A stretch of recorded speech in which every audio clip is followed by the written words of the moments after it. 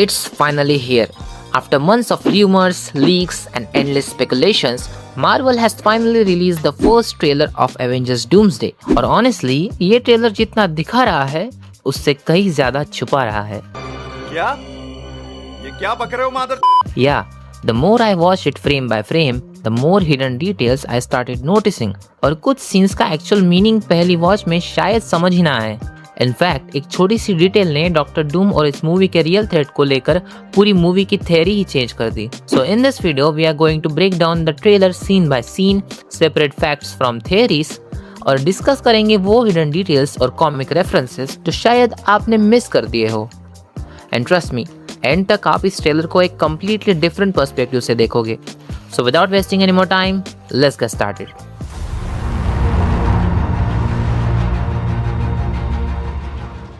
Trailer की opening Xavier mention से होती है। सबसे पहले जो चीज़ नोटिस होती है वो है मैंशन के आसपास का डिस्ट्रक्शन। बिल्डिंग्स नॉर्मल कंडीशन में नहीं लग रही। चार्ल्स जेवियर विंडोज के बाहर कुछ देख रहे हैं। अगर आप ध्यान से देखें तो स्काई में एक ब्राइट ऑब्जेक्ट नजर आता है जो एक और अर्थ जैसा लगता है। ये सीन कॉमिक रीडर्स के लिए काफ़ी फेमिलियर हो सकता है। क्या ये इनकर्जन है? मार्वल ने ऑफिशियली कंफर्म नहीं किया, लेकिन ट्रेलर स्ट्रांगली सजेस्ट करता है कि हम इनकर्जन्स देख रहे हैं।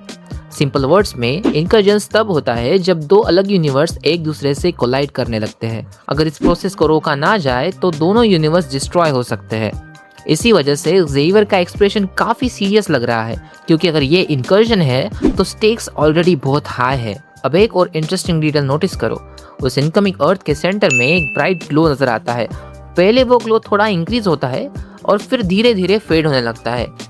मार्वल हमें नहीं बताता कि ये लाइट एग्जैक्टली किस वजह से है, लेकिन एक पॉसिबिलिटी जरूर हो सकती है। हो सकता है कि कोई उस अर्थ को डिस्ट्रॉय करने की कोशिश कर रहा हो ताकि इनकर्जन्स को रोका जा सके। ये सिर्फ एक थियरी है, लेकिन कॉमिक्स में ऐसा पहले हो चुका है। इनकर्जन स्टोरी लाइन के दौरान हीरोज को अपनी रियलिटीज को बचाने के लिए बहुत डिफिकल्ट डिसीजंस लेने पड़ते हैं। कुछ सिचुएशंस में दूसरे अर्थ को डिस्ट्रॉय करना ही एक ऑप्शन बच जाता है। और अगर ऐसा है तो इंटरेस्टिंग होगा कि ये डिसीजन किसने लिया होगा। क्या एक्समैन ने, या मैग्नेटो ने, या फिर कोई और कम्प्लीटली नया कैरेक्टर? फिलहाल इसका आंसर ट्रेलर नहीं देता, but it's definitely something worth keeping in mind. इसके बाद हमें फाइनली डॉक्टर डूम की पहली ग्लिम्स मिलती है। और एक चीज मार्वल ने काफी स्मार्टली की है, उन्होंने डूम को प्रॉपरली रिवील ही नहीं किया। हमें सिर्फ उसके आर्मर के कुछ शॉट्स, उसकी सिलुएट और उसकी प्रेजेंस दिखाई जाती है, जिससे मिस्ट्री और भी ज्यादा बिल्ड होती है। अब अगर आर्मर की बात करें तो इसका डिजाइन काफी हद तक कॉमिक इंस्पायर्ड लगता है। Heavy metal plating, iconic green hood और कुछ ग्लोइंग सिंबल्स भी आर्मर के ऊपर नजर आते हैं। मार्वल ने अभी एक्सप्लेन नहीं किया कि ये सिंबल क्या रिप्रेजेंट करते हैं, लेकिन कॉमिक्स में डॉक्टर डूम सिर्फ एक जीनियस साइंटिस्ट ही नहीं बल्कि पावरफुल मैजिक यूजर भी है।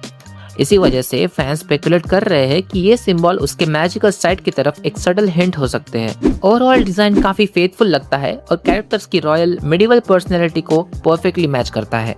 और फिर हम पहली बार डूम की वॉइस सुनते हैं। ऑनेस्टली सबसे अच्छी बात यही लगी कि वॉइस बिल्कुल भी टोनी स्टार्क जैसी नहीं फील होती। एक्सेंट, टोन, डिलीवरी सब कुछ अलग है और ये बहुत इंपॉर्टेंट है, क्योंकि ऑडियंस को पहले डायलॉग से ही फील होना चाहिए कि ये टोनी स्टार्क नहीं बल्कि विक्टर वॉन डूम है। और अगर ट्रेलर के बेसिस पर देखें तो मार्वल उस आइडेंटिटी को एस्टेब्लिश करने में काफ़ी सक्सेसफुल रहा है।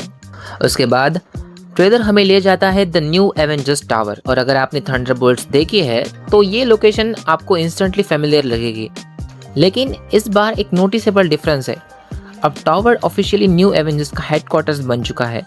बिल्डिंग के फ्रंट पर बड़ा सा एवेंजर्स का लोगो भी क्लियरली दिख रहा है, जो इंडिकेट करता है कि टीम फाइनली पब्लिकली एस्टेब्लिश हो चुकी है। ये डिटेल भी थंडरबोल्ट्स के पोस्ट क्रेडिट सीन के साथ काफी अच्छी तरह से कनेक्ट होती है, जहां हमें द न्यू एवेंजर्स का फॉर्मेशन को देखने को मिला था। और इसी मीटिंग के बीच में एंट्री होती है फैंटास्टिक फोर की। रेड रिचर्ड्स, स्यू स्टॉर्म, जॉनी स्टॉर्म और बेन ग्रिम फाइनली अर्थ 616 पर आ चुके हैं। सबसे इंटरेस्टिंग बात यह है कि वो यहाँ किसी फाइट के लिए नहीं आए हैं। उनकी बॉडी लैंग्वेज और एटमॉस्फेयर को देखकर ऐसा लगता है कि वो किसी इंपॉर्टेंट इन्फॉर्मेशन के साथ आए हैं, कंसिडरिंग जो हम ट्रेलर के बिगिनिंग में देख चुके हैं। इट्स पॉसिबल कि फैंटास्टिक फोर ने अपने यूनिवर्स में ऑलरेडी इनकर्जन्स विटनेस कर चुके हैं और अब अर्थ 616 के हीरोज को वॉर्न करने के लिए आए हैं। ऑफ कोर्स ये सिर्फ एक पॉसिबिलिटी है। ट्रेलर इस पॉइंट पर इंटेंशनली काफ़ी डिटेल्स हाइड करता है। एक और चीज़ जो इमीडिएटली नोटिस होती है वो है फैंटास्टिक फोर के अपडेटेड सूट्स। फर्स्ट स्टेप के कंपैरिजन में कॉस्ट्यूम में कुछ सटल अपग्रेड्स दिख रहे हैं, स्पेशली उनके जैकेट्स और ओवरऑल डिज़ाइन। लेकिन एक और इंटरेस्टिंग डिटेल है, अगर आप स्यू स्टॉर्म को ध्यान से देखें तो उसके रिस्ट पर एक स्मॉल डिवाइस नज़र आता है। मार्वल ऑब्वियसली इसे एक्सप्लेन नहीं करता कि यह डिवाइस क्या है, लेकिन कॉमिक्स से कंपेयर करें तो ये एक इंटरेस्टिंग पॉसिबिलिटी ओपन करता है। इनकर्जन स्टोरी लाइन में हीरोज डिफरेंट डिवाइसेस यूज करते हैं ताकि मल्टीवर्सल इवेंट को मॉनिटर किया जा सके। क्या ये डिवाइस भी उसी पर्पस के लिए है? अभी कहना जल्दी होगा, लेकिन डेफिनेटली ये एक डिटेल है जो कि फ्यूचर में इम्पोर्टेंट प्रूव हो सकती है। और फैंटास्टिक फोर के साथ हम देखते हैं थॉर को। इस बार थॉर के पास सिर्फ स्टॉर्म ब्रेकर ही नहीं बल्कि उसका म्योलनिर भी साथ है। ये एक इंटरेस्टिंग विजुअल है, लेकिन ट्रेलर इस बारे में कोई एक्सप्लेनेशन नहीं देता। अब म्योलनिर एग्जैक्टली कौन सा वर्जन है ये हमें मूवी में ही पता चलेगा। लेकिन एक बात क्लियर है, थॉर का एक्सप्रेशन और उसकी बॉडी लैंग्वेज नॉर्मल बिल्कुल नहीं लगती। ऐसा फील होता है कि वो ऑलरेडी डॉक्टर डूम से सामना कर आ चुका है और जो उसने देखा है उसके बाद वो बाकी हीरोज को वार्निंग देने की कोशिश कर रहा है। और इसी सीन में एक और बैकग्राउंड डिटेल नोटिस करने लायक है। मीटिंग रूम के डिस्प्ले पर मल्टीपल अर्थ्स एक साथ दिखाई देते हैं। ये नॉर्मल होलोग्राम या मैप भी हो सकता है, लेकिन ट्रेलर का कॉन्टेक्स्ट देखते हुए ये मल्टीवर्सल मॉनिटरिंग सिस्टम भी हो सकता है। अब इसी सीन में एक और डिटेल है जो शायद आप पहली बार देखते वक्त मिस कर गए हो। बैकग्राउंड डिस्प्ले में सिर्फ एक या दो नहीं, मल्टीपल अर्थ्स एक ही डायरेक्शन में मूव करती हुई नजर आती है। Who could this earth belong to? अगर ट्रेलर के बेसिस पर स्पेकुलेट करें तो एक ऑब्वियस कैंडिडेट अर्थ 616 है। दूसरी हो सकती है एक्समैन यूनिवर्स, जिसका हिंट हमें ट्रेलर के ओपनिंग शॉट्स में मिलता है। और तीसरी पॉसिबिलिटी हो सकती है फैंटास्टिक फोर यूनिवर्स की, क्योंकि वो क्लियरली किसी अर्जेंट रीजन से वहां अर्थ 616 पर आए हैं। अब एक और चीज नोटिस करो, स्क्रीन के नीचे काउंटडाउन टाइमर भी चल रहा है। मार्वल इस टाइमर को एक्सप्लेन नहीं करता, लेकिन अगर ये इनकर्जन्स मॉनिटरिंग सिस्टम है तो ये नेक्स्ट इवेंट तक का रिमेनिंग टाइम हो सकता है। और ऑनेस्टली अगर हीरोज को ऑलरेडी पता है कि डिजास्टर कब आने वाला है तो प्रेशर और भी ज्यादा बढ़ सकता है, because now they are not just racing against an enemy, they are racing against the time itself. इसके बाद ट्रेलर हमें फाइनली नेमोर की पहली प्रॉपर ग्लिम्स देता है और सबसे पहले जो चीज नोटिस होती है वो है उसका अपडेटेड कॉस्ट्यूम।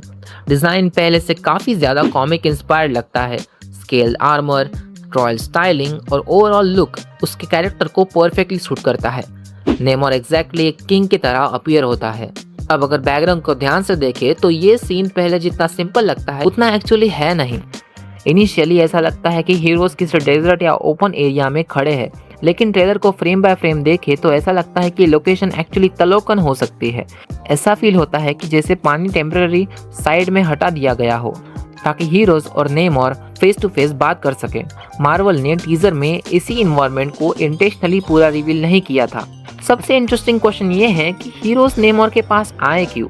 सीन को देखकर ऐसा नहीं लगता कि फाइट ऑलरेडी शुरू हो चुकी है। इसके इंस्टेड ये ज्यादा डिप्लोमेटिक मीटिंग जैसी फील होती है। शूरी, एम्बाकू, सू स्टॉर्म और न्यू एवेंजर्स के कुछ मेंबर्स भी वहां प्रेजेंट नजर आते हैं। इससे लगता है कि शायद हीरोज नेमोर की हेल्प या सपोर्ट लेने आए हैं। और ऑनेस्टली अगर मल्टीवर्स लेवल थ्रेट सामने हो तो वकांडा और तलोकन जैसे पावरफुल किंगडम्स का साथ होना काफी इंपॉर्टेंट होगा। लेकिन नेमोर का एक्सप्रेशन देखकर एक बात क्लियर लगती है, वो कन्विंस इजीली होने वाला नहीं है। और फिर आता है ट्रेलर का शायद सबसे impactful moment, Thor versus doctor Doom. हम देखते हैं कि थॉर अपनी फुल लाइटनिंग पावर के साथ डूम की तरफ अटैक करता है। स्टॉर्म ब्रेकर चार्ज है, लाइटनिंग हर डायरेक्शन में स्प्रेड हो रही है और सीन क्लियरली शो करता है कि थॉर अपनी फुल स्ट्रेंथ यूज कर रहा है।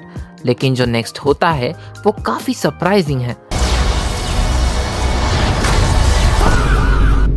डॉक्टर डूम बिना किसी विजिबल एफर्ट के अटैक को रोक देता है। ना कोई मैसिव एक्सप्लोजन, ना कोई स्ट्रगल, बस एक सिंपल गेस्चर और थॉर का अटैक वही रुक जाता है। अब ऑब्वियस क्वेश्चन ये है कि डूम ने ऐसा कैसे किया? ट्रेलर इसका डायरेक्ट आंसर नहीं देता, लेकिन अगर आप शॉट को ध्यान से देखें तो ग्रीन एनर्जी बैरियर जैसा इफेक्ट नजर आता है। ये सिर्फ फिजिकल स्ट्रेंथ नहीं लगती। कॉमिक्स में डॉक्टर डूम एडवांस टेक्नोलॉजी के साथ साथ पावरफुल मैजिक भी यूज करता है, इसलिए पॉसिबिलिटी ये है कि यहाँ पे भी वो किसी मैजिकल शीट या स्पेल का यूज कर रहा हो। इस पॉइंट पर यह सिर्फ ऑब्जर्वेशन है, मूवी ही कंफर्म करेगी कि एग्जैक्टली क्या हुआ। लेकिन इतना ज़रूर है कि मार्वल डूम को एक सीरियस थ्रेट की तरह इस्टेब्लिश करना चाहता है। एक और चीज नोटिस करने लायक है कि ट्रेलर के डिफरेंट शॉट्स में थॉर का बिहेवियर काफी अनयूजुअल लगता है। नॉर्मली थॉर कॉन्फिडेंट और फियरलेस रहता है, लेकिन यहाँ उसके एक्सप्रेशंस और बॉडी लैंग्वेज से लगता है कि वो ऑलरेडी डूम का सामना कर चुका है। अगर ये असम्पशन सही है तो शायद इसी वजह से वो बाकी हीरोज को वार्निंग दे रहा है। और फिर ट्रेलर हमें एक मोमेंट दिखाता है जिसका हर मार्वल फैन काफी टाइम से वेट कर रहा था, थॉर और स्टीव रॉजर्स का रीयूनियन। लेकिन यहाँ एक इंटरेस्टिंग पॉसिबिलिटी है कि अगर आप स्टीव को ध्यान से देखें तो उसका लुक हमारे एंड गेम वाले स्टीव से काफी डिफरेंट है। Long hair, beard, casual outfit, ये एग्जैक्टली वो स्टीव नहीं लगता जिसे हम लास्ट टाइम मिले थे। इसलिए एक पॉसिबिलिटी ये भी हो सकती है कि ये हमारा स्टीव नहीं है, क्या क्या बात कर रहे हैं, बल्कि किसी दूसरे यूनिवर्स का वेरिएंट हो। और अगर मल्टीवर्स ऑलरेडी कोलैप्स हो रहा है तो different versions of Steve Rogers का एग्जिस्ट करना बिल्कुल पॉसिबल है। कुछ फैंस तो ये भी स्पेकुलेट कर रहे हैं कि ये कैप्टन हाइड्रा हो सकता है। कॉमिक्स में कैप्टन हाइड्रा स्टीव रॉजर्स का एक अल्टरनेट रियलिटी वर्जन है जो हाइड्रा का लीडर बन जाता है। और सबसे इंटरेस्टिंग बात यह है कि कैप्टन हाइड्रा कॉमिक्स में म्योनिर को लिफ्ट भी कर चुका है। तो अगर ट्रेलर में ये स्टीव म्योनिर उठा लेता है तो ज़रूरी नहीं कि वो ऑटोमेटिकली हमारा ओरिजिनल स्टीव ही हो। और फिर ट्रेलर हमें एक अनएक्सपेक्टेड सरप्राइज देता है, लोकी इज बैक।